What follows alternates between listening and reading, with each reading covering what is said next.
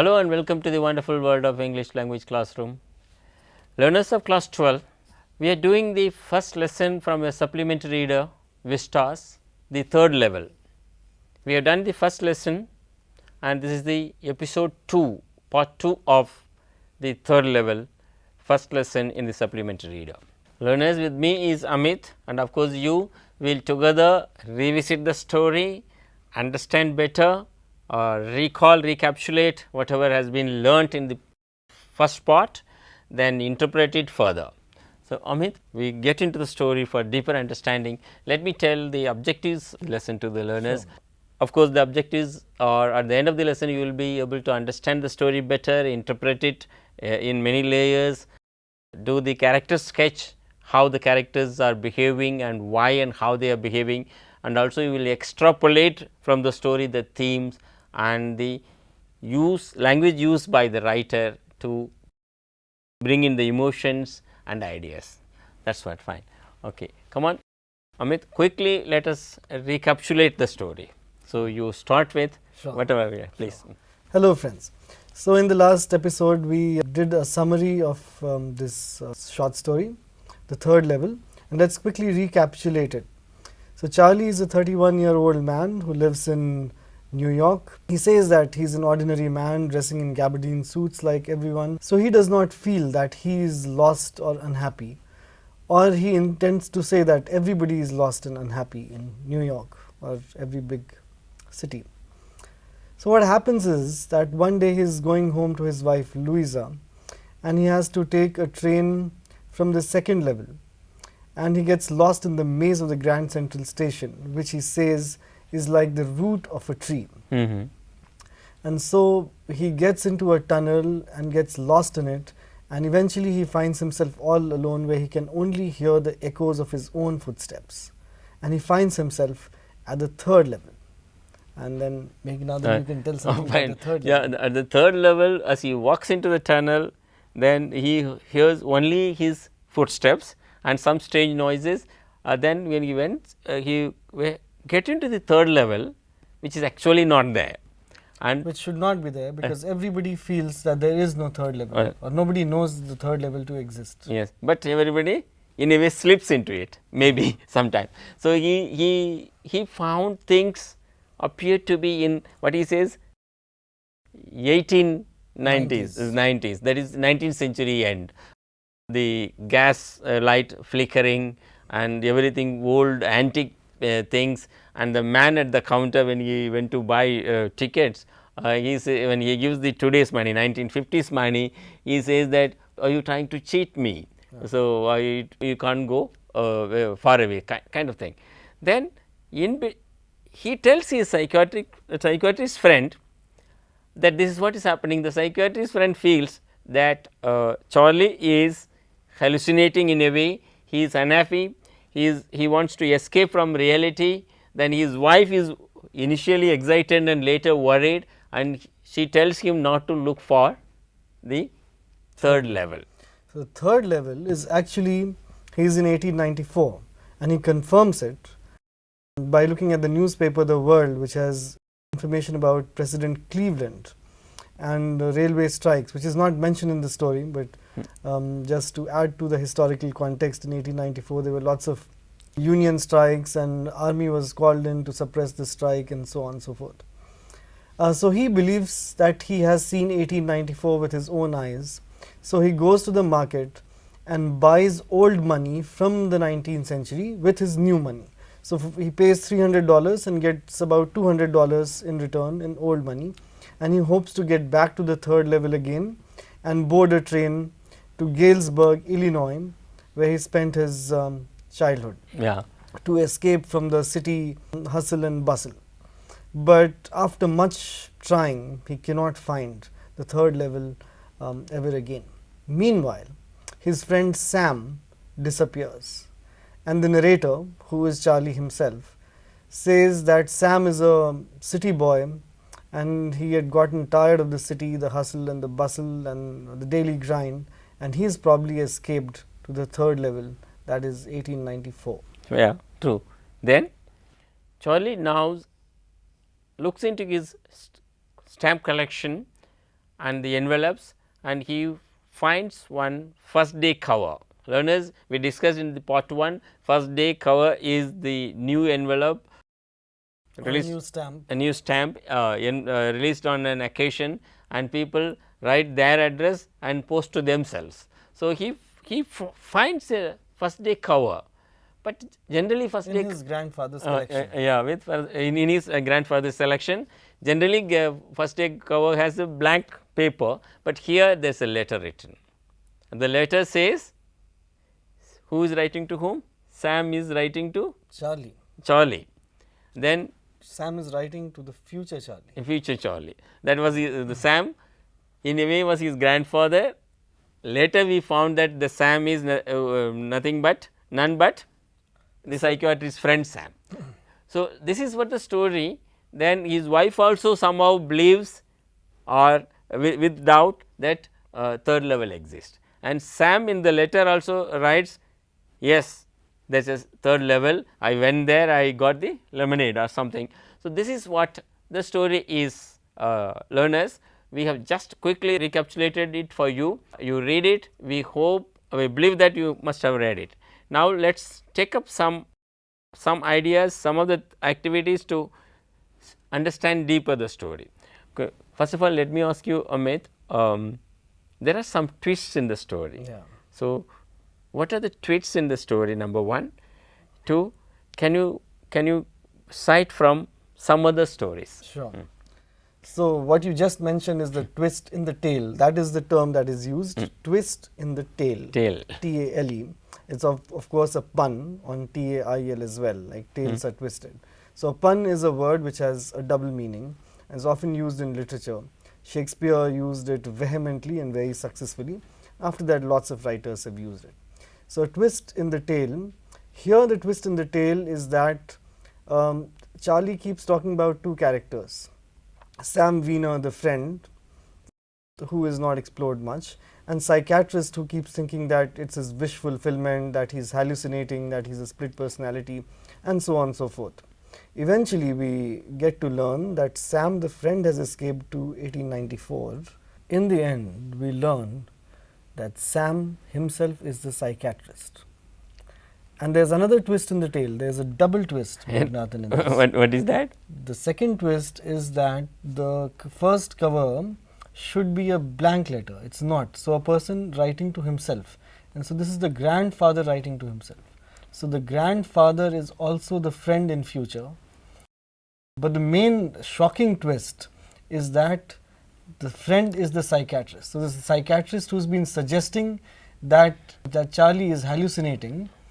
Actually, himself picks up the idea and goes to 1894, looks for the third So, anyway, he himself gets enamored and enchanted by the idea and keeps looking for the third level on Grand Central and finds it and escapes himself. Okay. So, it's a very twisted end, and so this is called the twist in the tale. Fine. And this was a trope in 19th century short story writing as well as 20th century short story writing. So, all the major writers of the world use this technique. So, a short story is short. It cannot, like a novel, explore characters in great detail. So, it relies on a shock. It relies on one idea, one theme that it explores. It's got a beginning, middle and end, and the end is supposed to shock you out of your wits. Just all in a sudden. Yes. So, for example, I will tell you some very good stories. The Diamond Necklace by Guy de Maupassant. So, there is a couple who has to go to a ball ceremony, and the wife does not have good jewelry. So, she asks from a rich friend, borrows a diamond necklace, loses it on that night. She is too embarrassed to report it to her friend. So, they buy a diamond necklace on loan, and she has to repay the loan for the next 20 years. Oh. Scrubbing every inch of her house herself without any help, doing multiple odd jobs. In the end, we get to know that the necklace was a fake necklace. Oh, the one, the original one she gave. Yeah. So, it's interesting. Yeah. Another short story in this kind of ending is The Bet by Anton Chekhov, where there is a discussion about capital punishment, much like what we are having across the world right now. So, an old banker lays a wager on a young man if he could stay in an isolated room for 20 years. The young man is about 25, the banker is about 45. And the banker thinks that nobody can stay in confinement for 20 odd years, but the man successful stays for 20 years. Oh. It's a beautifully written story about the kind of books he reads, the experiences he goes through, and he decides one day before the end of 20 years that he'll exit, that he'll quit and go away because money does not mean anything to him, that he's lost 20 years of his life. On the other hand, the banker, now having gotten bankrupt and poor, cannot pay that kind of money, or if he pays that kind of money, he will become completely bankrupt. Oh. So he decides to kill this chap. And he goes and reads that he's written a letter, he's fallen asleep and he's written a letter about him jumping out of the window just before the end of the contract. And so it could have been an end where he could have been killed, but he's asleep and eventually he does escape just one day before the contract ends. So these kind of stories with a twist in the tale gained a lot of attention and popularity in 19th and early 20th centuries. Now people do write differently, but still it's a very strong trope of short story writing, and as we have seen in this story as well. Yeah, true. The psychiatrist ultimately falls into the same enchantment, the same enamorment that Charlie has fallen into. Yeah. So learners, how we can learn to write short stories? This is for learners to kind of take away. So how short story is written? Come on, some examples from Indian writers. Sure. So Premchand, for example, God Lives in the Punch. The original title is Panch Parmeshwar. Okay. So there are two friends, one Hindu, one Muslim. They are best friends. They have lived their life together in a village. Over some dispute, when one of them is the Panch, the jury member, the judgment is against the friend, and after which he gets really angry and they become vowed enemies after that. And then tables turn, and the second one now is going to be the judge on the case of the first one. Oh. And so it looks like he would take revenge for what had happened earlier. But at the last moment, his conscience awakens and he realizes that he is not a person but an office, that a judge is an office and not a person, and so he gives the right verdict and a fair verdict. And so that's also a twist in the tale, where the expected line is that it would be a sort of a revenge drama, but there is redemption through the office of the judge. And so Premchand wrote such idealistic stories, which was with a view of building modern India and a dream India and an idealistic India. So this is also in line with the same twist in the tale. Another great master who indulges in twist in the tale is Manto, whose stories like Thanda Gosht or Toba Tek Singh are very important. So Toba Tek Singh, for example, is fascinating. Yes. There's also movies and TV serials made on it. So there's a man called Toba Tek Singh and a place called Toba Tek Singh. And Toba Tek Singh is a madman. Yes. And where he lives happens to fall in the territory where the Radcliffe line is being drawn between. And so the madhouse is divided into two. And so the madmen are being taken to the Pakistan side, and this man Toba Tek Singh asks, where am I being taken? True. And and so when he realizes that he's being displaced, he starts running and he says Toba Tek Singh will go to Toba Tek Singh. So And he eventually falls dead on a fence in the village, which is Toba Tek Singh. So the place and the person become the same, and the absurdity and the madness of partition is shown, where the madman is the most intelligent man or the sane man in this atmosphere of madness. So there are lots of very good examples of twist in the tale in Indian literature as well. That's great. That's great. Learners, 3 or 4 examples of how a short story gets twisted in order to bring up an end, also a kind of message to be learnt by the reader. If you happen to read the short stories of Mando, you will understand how traumatic partition the experience was. That's fine.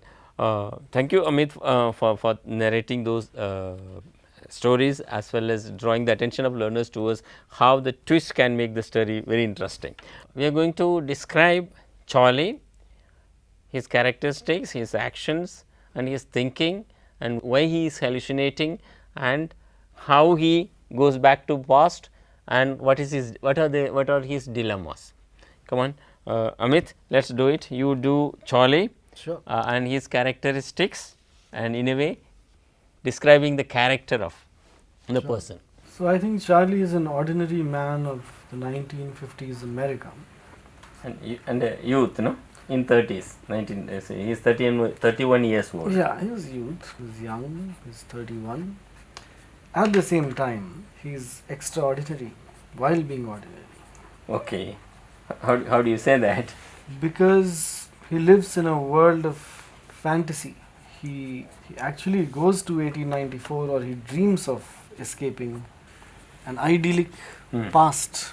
Idyllic past, yeah. That Why does he want to go to an idyllic past? Because this time, 1950, is not a good time in America, not a good time in the world at all. Because the World War has just ended in 1945, and the young people were very anxious. There were lots of insecurity, fear. There were no good jobs at this point of time. The economy was in shatters. So he also suffers from anxiety and probably depression. True. Which is what manifests in this fantasy, one could say. Amongst other things about Charlie is that he is a very creative person, because the story that he tells has nuances, has a lot of sense of history. So actually, our friends, the students, can look up the history of President Roosevelt or President Cleveland. Of the 1894. Yeah, Cleveland was in 1894 Mm-hmm. when there was a major railway strike, and they should research about it. And apart from these, we can see that the narrator is also Charlie, and so he is very creative in telling the story as well as building it up to this wonderful end where we learn that it's actually Sam the psychiatrist who also has anxiety and depression and Slips has back to split personality probably rather than Charlie himself. So it is reality check in that sense as well. Learners, this is what the description of Charlie which Amit has done it. So from his an ordinary man with extraordinary thinking, dreamer, everything, then he wants to escape. The psychiatrist feel that he wants to escape and unhappy. Fine. Learners, let me describe Sam. Amit, I am saying that Sam is a friend first. Fine. That is what we know. Yeah, that is what we know about him, good friend. And he is a city bred man. yeah, he is a city bred boy and wants to also go to the village, escape from the harsh realities of the City. fast life of city. So, in a way wants to escape. This is also one of the themes of the chapter, Fine. the rural-urban divide, which we also Feel and keep talking about here as well. fine, and also most people who hail from village come to city to settle down, till the end they have some sort of affinity towards the rural places, and any given point of time they would like to escape. Yeah, that is what even many of us feel that. Then later in the story towards the end we come to know the Sam is none but the psychiatrist. So, that is one. Who is a very different person from Sam the friend. The psychiatrist is Kind of professional. professional, he believes in fact, he believes in reality, So, and no fantasy like Sam the friend. so should I say this way, this Sam the psychiatrist lives in reality, but Sam the friend, the man, wants to escape. Yeah. So, a kind of dualism Yeah. even in Sam, the way Charlie also has that. Later there are This lots. is a common trait in all the three characters, that they have two faces. Charlie is an ordinary man, but is an extraordinary thinker, creative person. Sam is a good friend, who is a dreamer, where Sam the psychiatrist believes in hard-boiled reality. Fine. Louisa also. Yes. Louisa is actually a minor character of the story who comes only as a reported speech.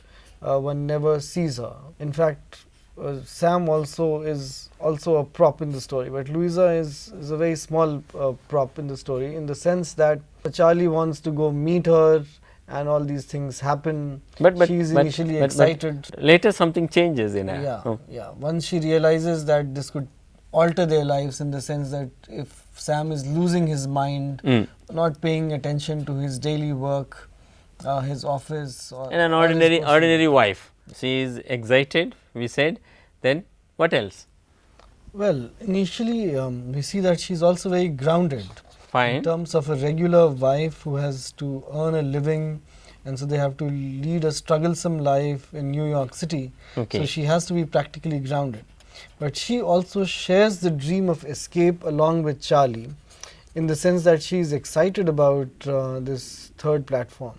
And later she gets perplexed that her husband is losing his mind. Okay. And so she gets really worried. So she also, like the other two characters, is caught between a dream and a reality. Fine. A dream and an escape and a reality. Okay. Now the question is, it's not revealed, but however, to the learner and you, I ask you, does he know about, does he also want to slip into the past, the way Charlie and Sam did? She does. We read that in Sam's letter to Charlie, where he says, like, come on, Charlie and Louisa, keep up the spirit, try to find the third level. Fine. And so we do not know from her own mouth, but we do know it in reported speech that she also shares this excitement somewhere. Okay. Can you put it in one sentence? All three are live in the same kind of dichotomy. Yes, that's what. Yeah. The Between dichotomy. reality and escape. Yeah, the dichotomy is the pull between.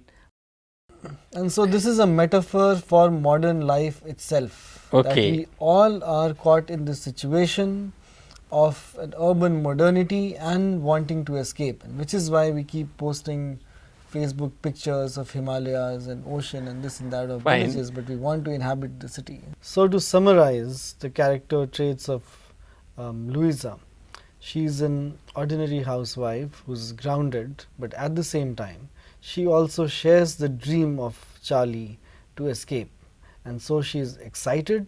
She is caught in this dichotomy between reality and escape, and eventually we get to know from Sam's letter to Charlie that she does share the excitement. Fine. So that is about Louisa. Fine. Thank you, Amit, for that. Learners, we will give you an assignment at the end of this episode, writing the character sketches of all three people, or at least Charlie and Sam. But before that, let me ask you to read some of the expressions there, so that the learners get the gist of it, to understand how a writer uses effective language to make the story, the ideas very strong and deep. Come on.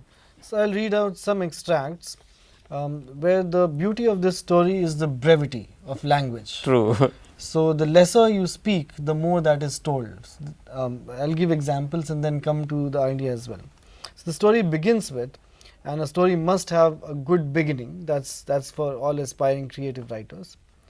I quote, "The presidents of New York Central and the New York, New Haven and Hartford railroads will swear on a stack of timetables that there are only two.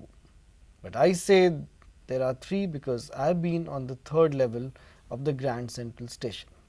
Now let's look here. First he talks about swearing on what? Timetable, not the Bible, not the Gita, the timetable. So making the timetable and therefore railway something of a spiritual exercise, because it's a journey. And so it's a shocking beginning. People swearing on the timetable. And for railway or any transport, timetable is as good as a holy book. Fine. Absolutely. And he does not say what. He says, I say there are three, other people say there are two. He does not say there are two levels. And then he says, third level of Grand Central Station.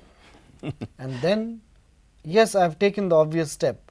I talked to a psychiatrist friend of mine. So there are lots of shocking things right at the beginning. Swearing on a timetable, there are not two but three, and I have been to a psychiatrist. So it's all very intriguing. He himself tells that it can't be believed.